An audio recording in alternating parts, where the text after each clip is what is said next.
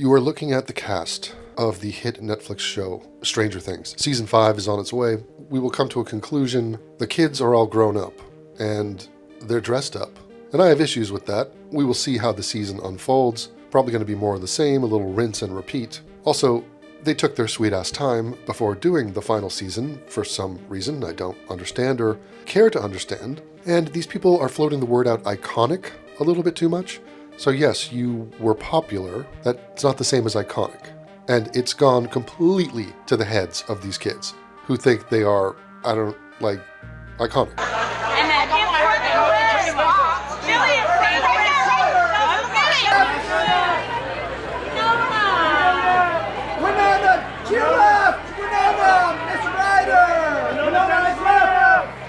I do find it a little bit sad that the women in this show, who were cast as children, are grown up now. They come out to a red carpet event and it's like, what are they going to wear? How are they going to present themselves? And it's an interesting question because they have free reign to do whatever. A guy's going to come out in a suit. I mean, that's just what's going to happen, basically. A woman can kind of be whatever. There's a huge range of how she can come out and present. And so you got Sadie Sink, who is this cute little redhead. She played Little Orphan Annie on Broadway. And now she's 23 and she comes out showing just her entire torso. She's wearing a bra. It's from Prada. And she's looking at us with bedroom eyes, presenting herself as an ingenue, like, this is who I am. I want you to be sexually attracted to me. I want to be a sex symbol. So I'm not really an actress. I'm kind of more like an OnlyFans. I'm more like a slut.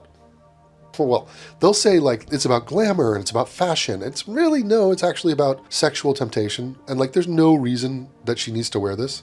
None. She comes out in a bra. Like what?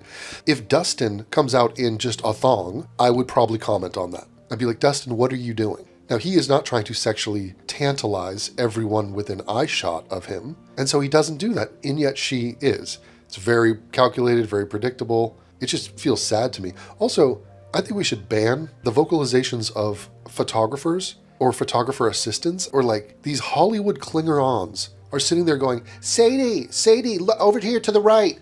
Smile, give me a smile over here. Turn, like just shut up. Oh my God, seriously. It's so creepy, I can't even stomach it.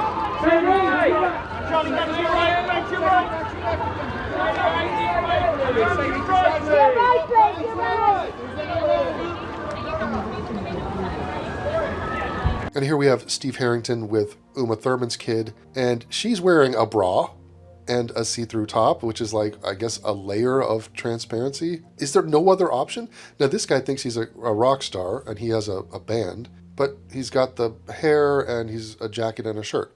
And now, this is a little bit more respectable. I think these are a couple in real life, and it's Nancy and Jonathan, and he's wearing a suit, and Matthew Modine is not showing us his tits or his stomach. He's just sort of being a man. So there's like this desperation of like, wait, every woman in Hollywood has to be some fucking thirst trapping, whatever. And then we have Elle, 11, who is like, first of all, she's a mom now. She adopted a kid. She lives on a farm. She's 21 years old. And she comes out looking like a madam from a brothel. Like what the, like she's had facial surgery, lip injections. She's just like, wait, you're 21. What is the point of that? It's just sad. And Hopper is, just dressed in a nice pinstripe suit and just looking normal with a big ass mustache that just, and it's like 11 is showing us her tits are spilling out and she's got to be a sex symbol and it's see-through and you can see everything and it's just like, oh my God. And then we have little Will Byers, who's grown up, and this is Noah Schnapp, and he has a weird model face. Like, apparently he thinks he looks best in that confused little vibe. And then the black kid comes out and he's in a military type garb. Nice. A handsome suit.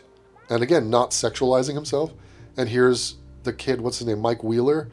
And he's grown up and, he's got a little bit more of a face. He's grown into his face. And then Dustin looks exactly like he always did.